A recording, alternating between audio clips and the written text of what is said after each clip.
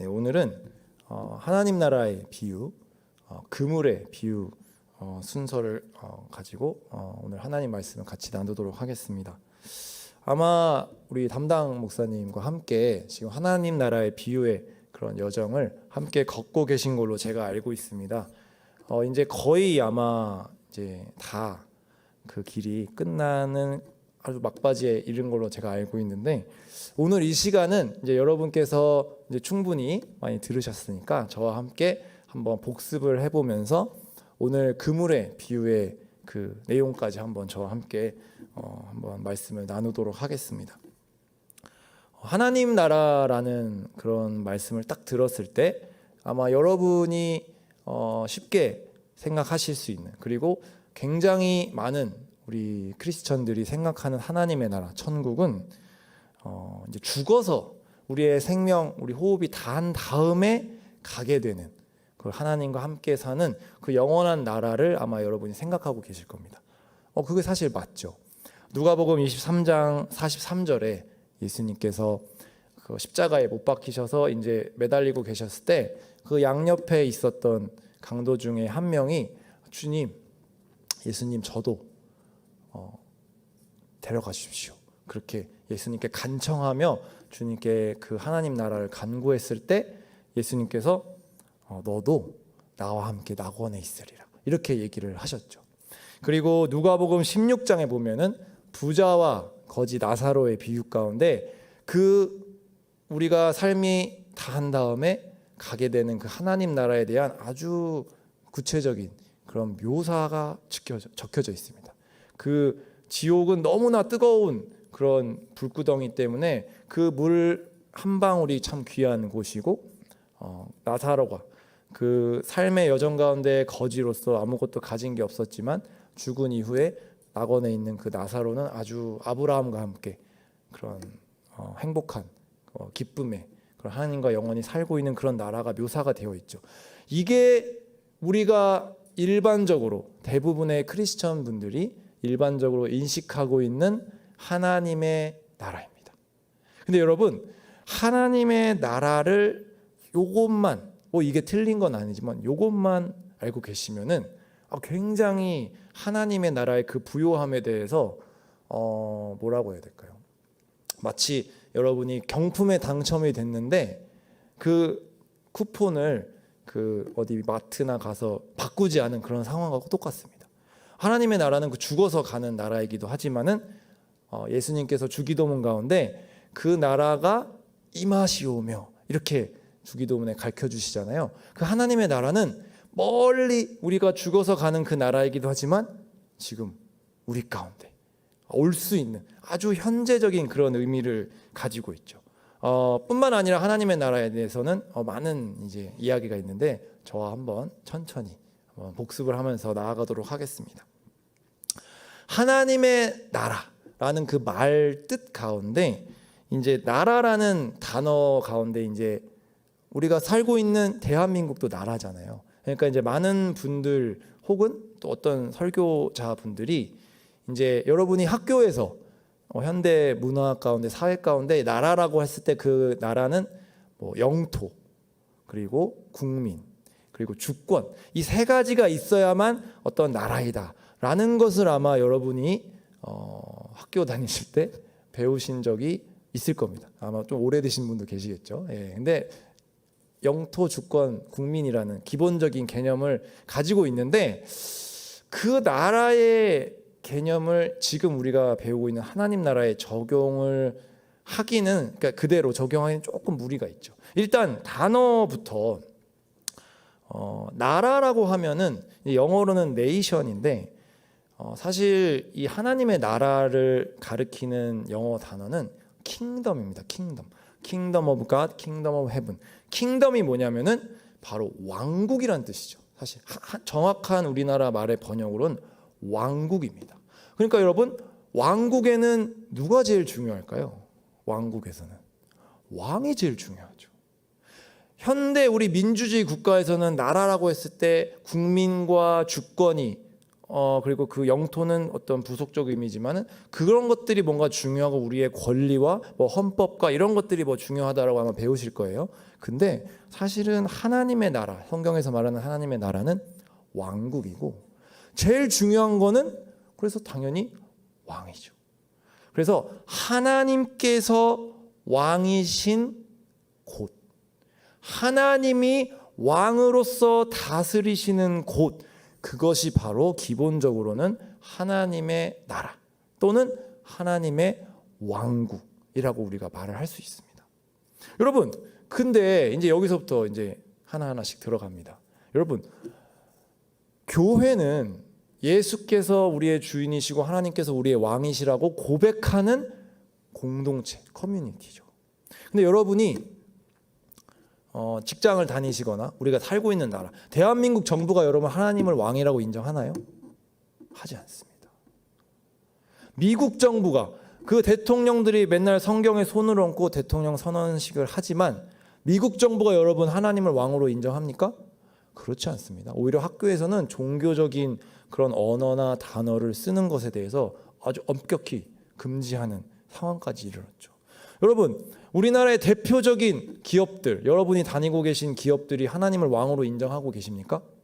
그런 곳이 아주 가끔 있지만 거의 없죠. 여러분, 어느 기업이든 오히려 하나님을 대적하는 그런 동성애라든지 그런 하나님을 대적하는 그 흐름 가운데 많은 기업들이 거기에 부안해동에서 지금 가고 있는 흐름이지 하나님을 왕으로 인정하는 기업은 거의 없습니다. 여러분, 그러면은 그렇다고 해서 미국 정부나 한국 정부나 뭐 소위 말하는 수많은 대기업들, 뭐 애플이든 삼성이든 뭐 그런 기업들이 하나님이 다스리지 않나요? 그렇지 않죠. 하나님이 다스리고 계십니다. 하나님은 온 땅과 만물을 다스리고 주관하시는 왕 중의 왕이요, 우리의 경배를 받으시기 합당한 분이시죠. 근데 하나님께서 모든 것을 다스리시고 계시지만 그 하나님을 왕으로 인정하지 않는 그런 기업이나 정부나 기타 여러 가지 개인이나 공동체를 하나님의 왕국이라고 이야기하지는 않습니다. 여러분, 여기서부터가 아주 하나님 나라가 이제 조금씩 개념을 잡아가는 건데요. 마태복음 6장 33절에 보면 먼저 그의 나라와 그의 의를 구하라. 그리하면 이 모든 것을 너희에게 더하시리라. 이런 말씀이 있습니다. 여기서 보시면 여러분, 먼저 그의 나라와 의라는 개념이 있고 이 모든 것을 너희에게 더하시리라고 하는 이 모든 것이 구분된다는 걸 여러분 알 수 있죠. 이 모든 것이 일종의 세상에 속한 것들입니다. 우리가 삶을 살아갈 때 필요한 뭐 물질, 뭐 조금 적극적으로 해석하면 우리의 인간 관계, 또 우리의 여러 가지 그런 필요들, 그런 것들이 하나님의 나라와 의와는 구분되고 하나님의 나라와 의라는 것은 그것과는 좀 별개의 것이라는 것을 마태복음 6장 33절에 이야기를 하고 있죠. 그러니까 하나님의 나라라는 것은 아모스 5장 24절에 여러분, 정의가 하수같이 흐르는 곳, 하나님의 의가 너무너무 넘쳐나서 그분의 의가 이루어지는 바로 그 영역, 그것이 하나님의 나라라는 거죠. 하나님께서 이 세상 모든 만물을 다스리고 왕이시지만 하나님의 나라라고 부를 때는 그런 세상의 것들이 아닌 하나님의 의와 하나님의 공의가 이루어지고 있는, 그러니까 하나님의 뜻, 하나님께서 정말 통치하신다고 하는 그런 모습들이 보여지는 그런 어떠한 영역, 그것이 바로 하나님의 나라라고 말을 할 수 있습니다.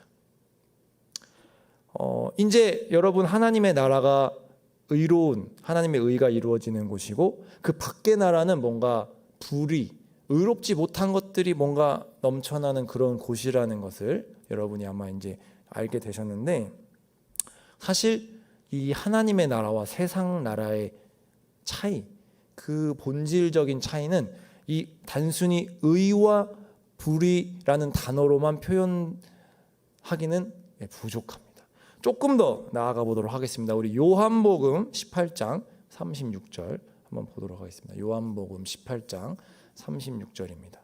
요한복음 18장 같이 한번 읽도록 하겠습니다. 시작. 예수께서 말씀하셨습니다. 내 나라는 이 세상에 속한 것이 아니다. 만일 내 나라가 이 세상에 속한 것이라면 내 종들이 싸워 유대 사람들이 나를 체포하지 못하도록 막았을 것이다. 그러나 내 나라는 지금 여기에 속한 것이 아니다. 지금 이 장면이 뭐냐면은 여러분 잘 알고 계시는 이제 예수님께서 가룟 유다의 배신으로 인해서 대제사장의 무리들에게 끌려가시고 대제사장의 무리들이 막 이제 예수님을 죽이려고 하는 그런 재판을 하다가 예수님께서 내가 하나님의 아들이다라고 이렇게 고백을 하시니까 막 옷을 찢고 화를 내면서 이 사람은 죽어야 됩니다 하고, 근데 자기들에게는 이 사람을 죽일 수 있는 권한이 없거든요. 그래서 그 총독인 빌라도 총독에게 예수님을 넘겼습니다. 그리고 빌라도와 예수님과의 대화 가운데 바로 오늘 예수님께서 이 말씀을 하신 거예요. 그러니까 이 말씀의 그 맥락을 보면은 단순히 하나님의 나라와 세상 나라가 구별되는 정도가 아니라 완전히 적대적인, 완전히 그 본질적으로 그 물과 기름으로도 표현할 수 없이 완전히 구별되는, 아까 완전히 적대적인 그런 성질의 것임을 알 수 있습니다. 왜냐하면은 예수님께서 내가 이 나라가 나에게 속하였으면은 내가 지금 여기에 끌려오지 않았을 거다. 근데 내 나라가 너희와 너희에게 속하지 않았기 때문에, 다시 말하면 너희 나라와 나는 지금 전쟁 중이기 때문에 내가 지금 여기에 끌려왔다. 이렇게 얘기를 하신 거죠. 조금 더 요 말씀을 한번 더 들어가 보면 요한복음 3장에 니고데모라는 그 유대인 지도자가 몰래 예수님을 찾아가서 하나님 나라에 대해서, 영생에 대해서 묻습니다. 거기서 이런 말씀이 나와요. 육에서 나는 것은 육이고 영에서 나는 것은 영인데 너희가 물과 성령으로 거듭나지 아니하면, 다시 말하면 너희가 속한 그 육체가 죽고 다시 태어나지 않으면 하나님 나라에 들어갈 수가 없다. 그러니까 이 하나님 나라라는 것은 적대적인 그런 관계 가운데 육체가 완전히 죽고 그 세력이 완전히 사라진 상태 가운데에서만 들어갈 수 있는 그런 나라라는 거죠. 그러니까 여기서 지금 말하고 있는 내용들이 그 적대적인 하나님 나라와 세상 나라가 아주 적대적인 그런 성질을 가지고 있다. 이런 것들을 묘사하고 있습니다. 요한 1서 2장에 보면 육신의 정욕, 안목의 정욕, 이 세상 안목의 정욕, 그 세상의 그 자랑이 세상을 사랑하는 것이 결국 하나님과 원수되는 거다. 하나님을 사랑하는 것이 아니다. 이렇게 표현을 하고 있고, 또 갈라디아서 5장에 보면은 육체의 열매와 성령의 열매를 이렇게 대조해서 거기서도 얘기를 하고 있는데, 이것들이 뭔가 다 같은 맥락인 거죠. 하나님의 나라는 그 성질상 본질적으로 세상의 나라와 적대적인 관계에 있다. 네, 하나님의 나라가 지금 이런 성질을 갖고 있다는 것이죠. 그렇다면 아까 서두에서 말씀드렸지만 이제 어쨌든 하나님의 킹덤, 이 킹덤, 영어로 킹덤 오브 갓인데 이 킹덤의 DOM, 이 영어의 이 어원은 어떤 영역을 가리키는 그런 어원을 가지고 있습니다. 그래서 확실히 하나님의 왕국, 하나님의 나라라고 했을 때는 어떤 그 나라가 존재하고 있는 영역, 장소가 있는 것이죠. 장소는 어디인가? 이것도 굉장히 아주 중요한 이슈인데, 전통적으로 유대인들은 하나님의 나라라고 그런 개념 가운데 자신들 그 다윗의 왕족 가운데 다윗의 후손 중에 한 명이 왕이 되어서 이스라엘 주변 나라들을 완전히 물리적인 힘으로 제압하고 다윗 왕이 이루었던 그 찬란했던 왕국을 다시 재현하는 것을 하나님의 나라로 생각을 했었습니다. 그러니까 이스라엘 유대인들은 뭐 역대하 13장 8절 같은 데 보면은 다윗의 후손 가운데 하나님의 나라가 이루어져 있다, 이런 표현도 쓰고, 또 결정적으로 사도행전 여러분 1장을 여러분 기억하실 겁니다. 예수님께서는 너희가 약속하신 그 성령을 기다려라, 기도하는 가운데 그 마가의 다락방 가운데서 계속 기도하는 가운데 하나님의 성령을 간구하라, 그러면 너희가 성령으로 세례를 받을 것이다, 이렇게 얘기를 하시거든요. 근데 거기에서 베드로는 구약의 요엘 선지자의 그런 예언들을 생각을 하면서 그렇게 해석하는 거예요. 전통적인 유대인의 생각으로. 아, 주님, 그러면은 이스라엘의 나라를 회복하시는 것이 바로 그때입니까? 이렇게 질문을 하는 거죠. 그러니까 베드로의 생각은 성령으로 세례를 받게 되면은 물리적인 그 다윗 왕이 다스렸던 그 유대인 자신들의 나라가 로마의 압제로부터 독립을 해서 주변 나라들을 막 전쟁해서 이기고 다시 한번 많은 나라들이 조공을 바치고 그렇게 물리적으로 풍요롭고 강대한 나라가 회복될 것이다, 이렇게 생각을 한 것이죠. 근데 예수님께서는 전혀 그 전통적인 유대인들이 가지고 있던 생각을 완전히 뒤바꾸시는 말씀들을 하고 계셨습니다. 네, 먼저 누가복음 17장 21절 한번 볼까요? 누가복음 17장 21절. 네, 같이 한번 읽도록 하겠습니다. 시작. 또한 보라 여기에 있다, 보라 저기에 있다 하고 말할 수도 없다. 하나님의 나라는 너희 안에 있기 때문이다. 여러분, 이게 바로 아주 코페르니쿠스적인 아주 사고의 대전환이 일어난 거예요.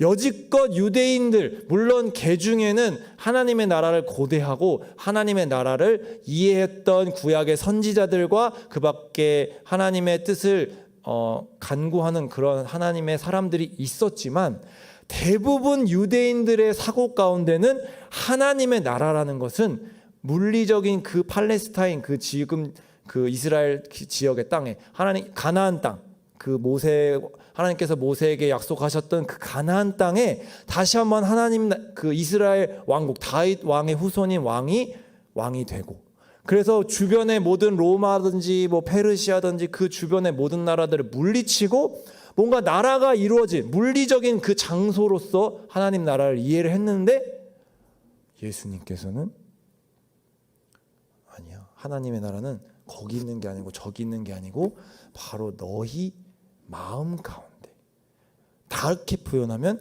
너희들의 관계, 공동체 가운데 있을 거야, 이렇게 선언을 하신 거예요. 여러분, 이게 아주 굉장한 사고의 대전환이고, 아까 사도행전 제가 1장을 말씀을 드렸는데 그렇게 베드로가 유대인적인 사고로 얘기를 하지 않습니까? 아, 하나님의 나라를 그러면 진짜 성령 세례를 받으면 다윗 왕의 후손이 왕이 되고 하나님 나라가 회복됩니까? 이렇게 했더니 우리가 너무나 잘 알고 있는 사도행전 1장 8절에 성령이 너희 안에 임하시면 너희가 권능을 받고 너 예루살렘과 온 유대와 사마리아와 땅 끝까지 이르러 내 증인이 되리라 라고 말씀을 하신 거예요. 이게 어떻게 해석을 할 수 있냐면, 성령이 너희 안에 임하신다, 이 말을 하나님의 나라의 관점으로 해석하면 하나님의 나라가 너희들 기도하고 간구하는 너희들의 마음 가운데 하나님의 나라가 임하시면, 하나님의 나라가 그 마음 가운데 너희들의 관계 가운데 임하시면 그 하나님의 나라가 너희의 입과 삶을 통하여서 온 천하 만국 가운데 퍼질 것이다, 이렇게 예수님께서 선언을 하신 거죠. 여러분, 그래서 여러분 하나님 나라 비유 지금 공부하고 계시는 가운데 누룩의 비유를 여러분 기억하실 겁니다. 누룩이라는 게 효모, 그러니까 빵 같은데 이렇게 탁 하면은 부풀어 확 오르는, 그러니까 그 누룩의 비유라는 것은 하나님의 나라가 그렇게 뭔가 코로나 바이러스처럼 완전히 확 퍼지는 그런 것들을 하나님의 나라의 비유를 얘기하시잖아요. 그게 바로 이겁니다, 여러분. 성령께서 너희들 마음 가운데 임하실 때, 하나님의 나라가 너희 마음 가운데 이루어질 때, 그 하나님의 나라는 마치 누룩처럼, 코로나 바이러스처럼 전 세계 온 천하 만국 가운데 퍼질 것이다. 이렇게 얘기를 하신 것이죠. 여러분, 그래서 하나님의 나라는 물리적인 어떤 그러한, 오히려 그렇게 했을 때 많은 이스라엘 사람들은 그렇게 해야지 하나님의 영광이 드러나고 하나님의 나라가 온 세상 가운데 높임을 받고 퍼질 것이다 라고 생각했지만, 전혀 다르게 예수님께서는 그 한 사람 혹은 두세 사람이 모인, 예수님의 이름으로 모인 그 공동체 가운데 하나님의 나라가 임하면 그들이 하나님 나라를 전하는 전사 혹은 증인이 되어서 예루살렘과 유대와 사마리아와 땅끝까지 그 하나님의 나라가 퍼질 것이다. 이렇게 예수님께서는 선언하신 것이죠. 실제로 그 세상에서는 주목하지 않았던, 특별히 로마 그 제국 가운데 노예, 여성분들, 어린아이들, 그렇게 세상이 주목하지 않던, 그 세상에서 버림받았던, 세상에서 외면당했던 그 소외받은 사람들 한 사람 두 사람이 그리스도를 영접하게 되므로 몇백 년이 지나 로마 제국이 그리스도의 기독교를 국교로 선언하는 나라가 되고, 건너 수많은 사람들이 죽고 순교하고, 그렇지만 그 하나님의 나라는 멈추지 않고 바로 2022년 저희 여기 대전 온누리교회까지 오게 된 것이죠. 지금 여러분이 많은 한국 교회가 또는 미국 교회가 무슨 유럽 교회가 지금 교회가 큰일 났어, 교회가 어떤 서양의 나라들은 술집이 됐어, 아마 이런 얘기를 많이 들으시겠지만, 여러분, 그것은 굉장히 단편적인 이야기입니다. 여러분, 지금 이슬람, 여러분이 알고 계시는 이슬람의 유명한 나라들, 이란, 인도네시아, 이러한 곳에서는 지금 하나님 나라의 복음이 너무너무 넘쳐나게 지금 일어나고 있어서, 이란에만 제가 알기로는 비공식적인 집계지만 몇 천만 명, 최소 2-3천만 명 이상의 그리스도인들이 지금 주 앞에 나아오고 있고, 인도네시아도 몇백만 명이 이렇게 주 앞에 매년 나오게 되는 그런 역사들이 일어나고 있고, 아주 제가 미국에 유학하는 그런 귀한 경험이 있었는데, 거기서는 어떤 미국인 어떤 목사님도 아닌 어떤 분이 트위터로 목회를 하셨어요. 트위터로. 근데 트위터 팔로워가 2,000명이 넘습니다. 근데 2,000명들이 누구냐? 이슬람에서 계속 핍박받는 가운데 기도 부탁하는 분들.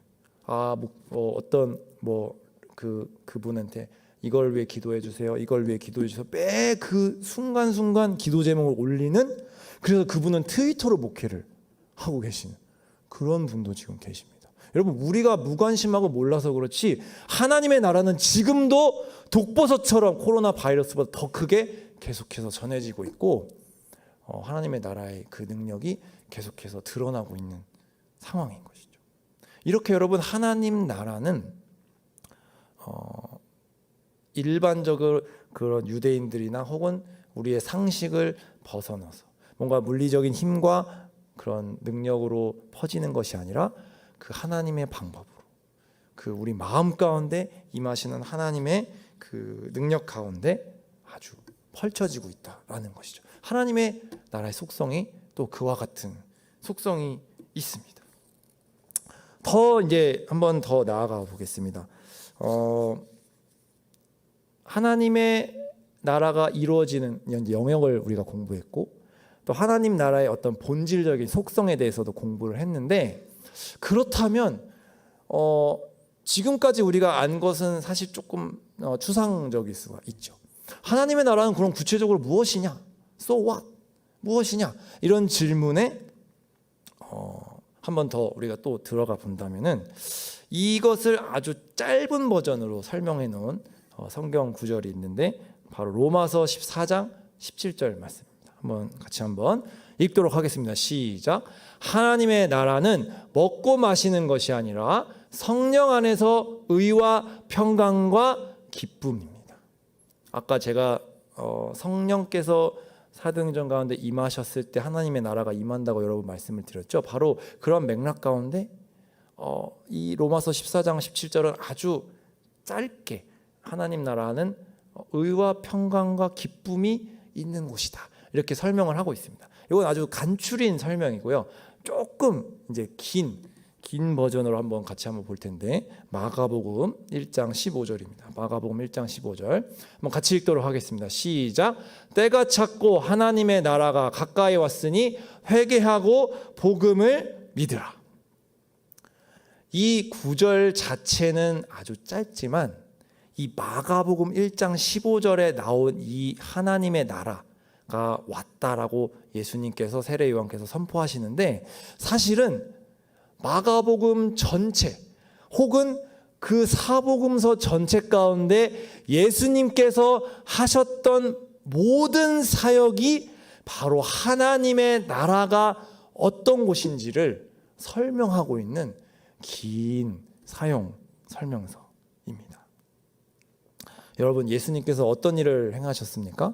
병든 자를 고쳐주시고, 눈먼 자를 보게 하여 주시고, 죽었던 자를 살려주시고, 안식일과 율법의 조문 가운데 묶여있는 자들에게 자유를 주시고,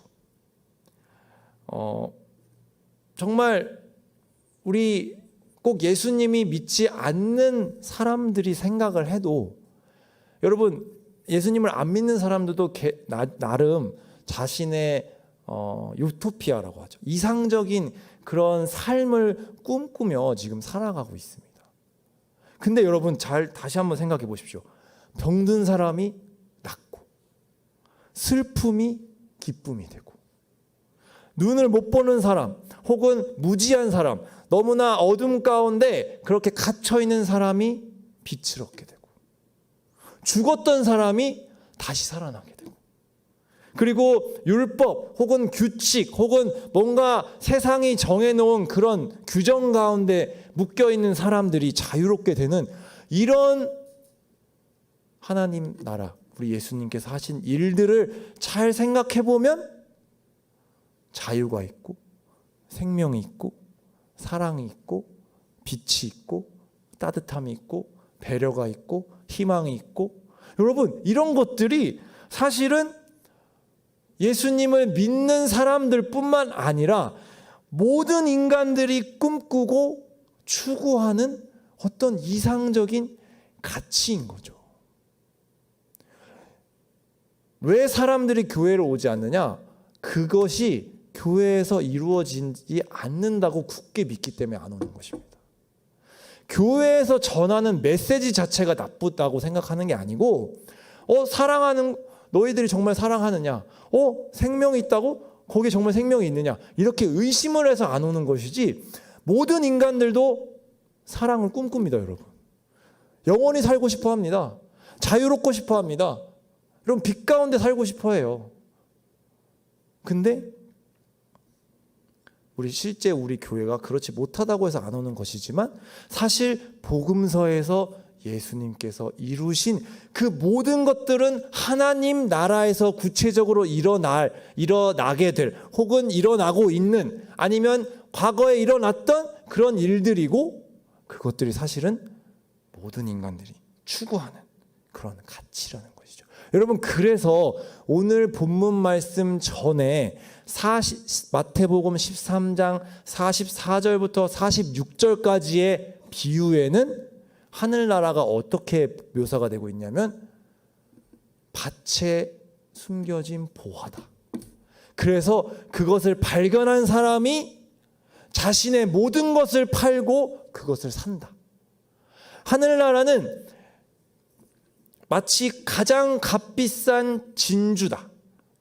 To merchant. 그러니까 영어로 보면 그 어떤 상인에게 가장 값비싼 진주다, 이렇게 나와 있거든요. 그러니까 하나님 나라는 지금 말했던 그 가장 중요한 가치들, 사랑, 생명, 희망, 빛, 배려, 소망 이런 것들을 찾는 어떤 귀한 것들을 찾는 이들에게 가장 그 자신의 모든 것을 버리고 바꿀 수 있는 가장 귀한 것이다 라고 말을 하는 거예요. 그러니까 무엇이냐면은 하나님 나라는 모든 자들에게 가장 값비싼 가치를 줄 수 있는, 혹은 가장 이 세상에서 가장 귀한 가치를 가지고 있는 그런 나라다라는 것이죠.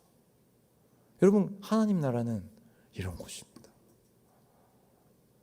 좀 비유들이 조금 정리가 되고 계신가요? 여지껏 우리 하나님 나라의 비유에 대해서 지금 배우고 계셨는데 드디어 이제 마지막입니다. 그물의 비유. 이제 그물의 비유, 오늘 우리가 읽었던 그물의 비유의 하나님 나라의 속성은 바로 분리라는 것이죠.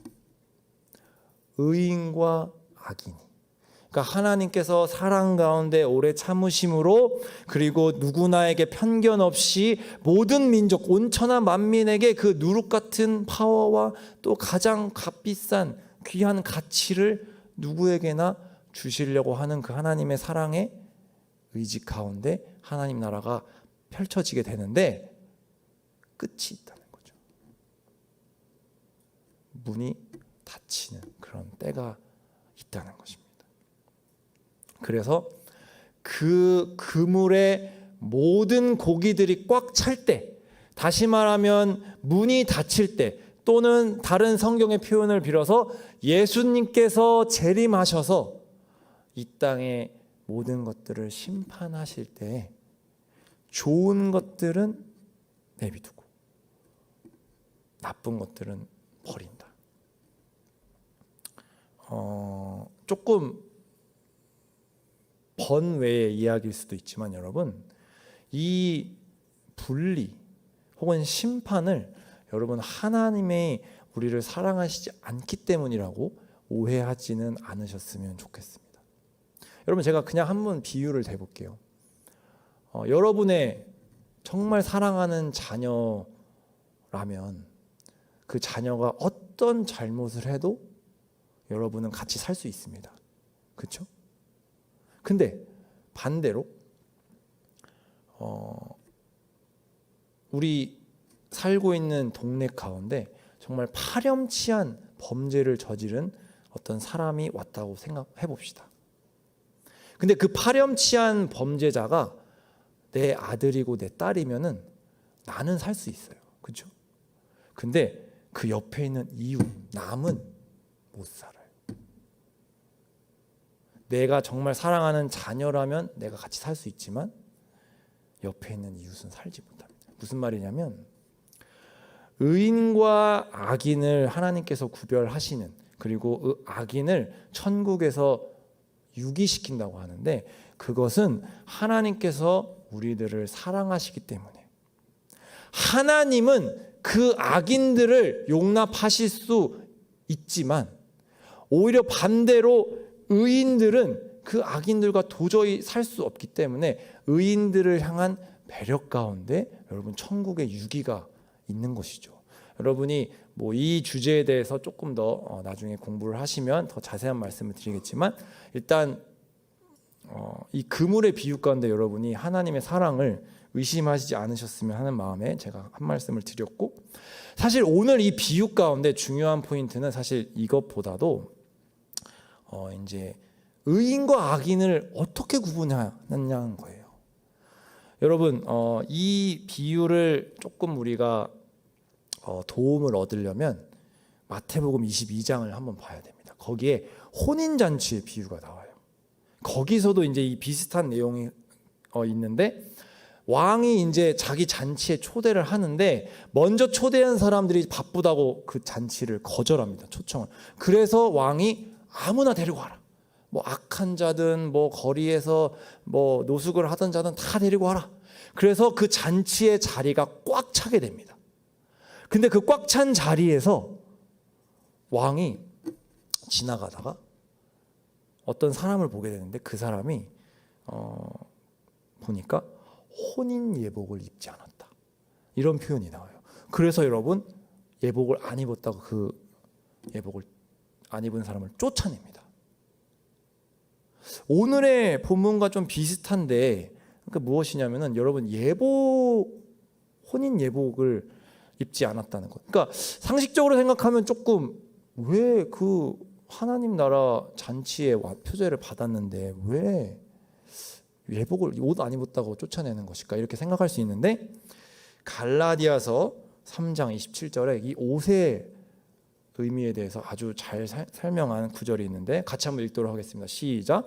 그리스도와 합해 세례를 받은 사람은 모두 그리스도로 옷 입었기 때문입니다.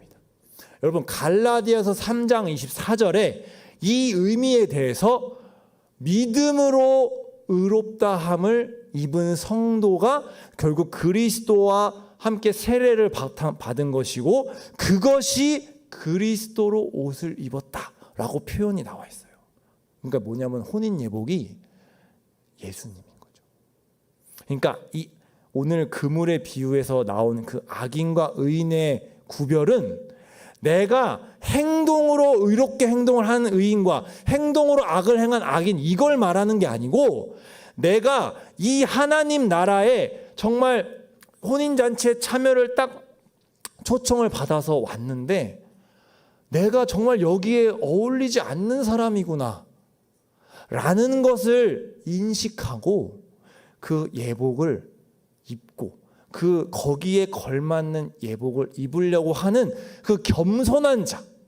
다시 말하면 내가 스스로 여기에 왔을 때는 도저히 여기에 어울리지 않지만 그 합당하게 그 아주 값없이 그 예복을 빌려주시는 자기 자신을 내어주시는 그리스도로 옷을 입은 다시 말하면 믿음으로 그리스도를 바라보는 그 사람에게 그 그물에 혹은 하나님 혼인잔치에 참여할 수 있는 그 의복을 입은 사람을 바로 의인이라고 한다는 것이죠. 그리고 악인은 그렇게 자기가 여기에 합당치 않은 것을 알매도 불구하고 뻔뻔하게 나는 옷이 필요 없어. 나 그 자체로 여기 와도 돼라고 생각하는 그런 후한무치한 사람을 악인이라고 한다는 것이죠. 여러분 그래서 하나님 나라는 철저하게 나 자신을 마치 세리처럼 창녀처럼 나는 여기에 걸맞지 않는 사람입니다. 주님 저는 여기에 초청을 받았지만은 저는 여기에 정말 걸맞지 않는 사람이기 때문에 하나님이 주시는 주인이 주시는 그 의복이 필요합니다.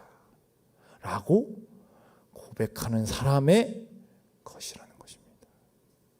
그물의 비유는 그래서 하나님 나라에 누가 있어야 되느냐 그것을 얘기하고 있습니다.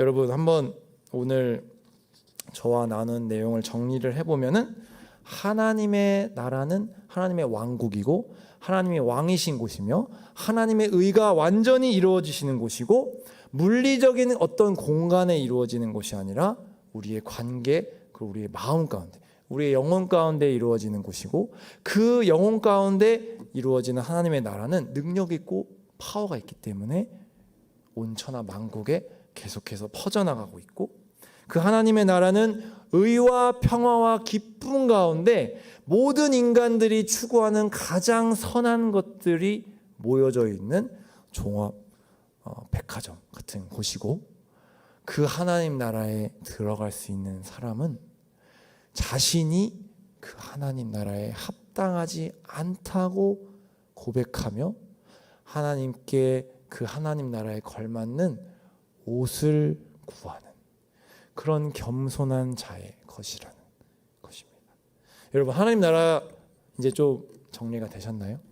네, 우리 모든 여기 오신 성도님들과 또 우리 온누리교회 대전 온누리교회 모든 지체들이 정말 이 하나님 나라를 침노함으로 천국은 침노하는 자일 것인데 정말 오늘 이 시간 함께 기도하며 주 앞에 간구하며 나아가면서 하나님의 나라를 구하는 저희 모든 우리 성도님들 되시기를 주님의 이름으로 간절히 축원합니다.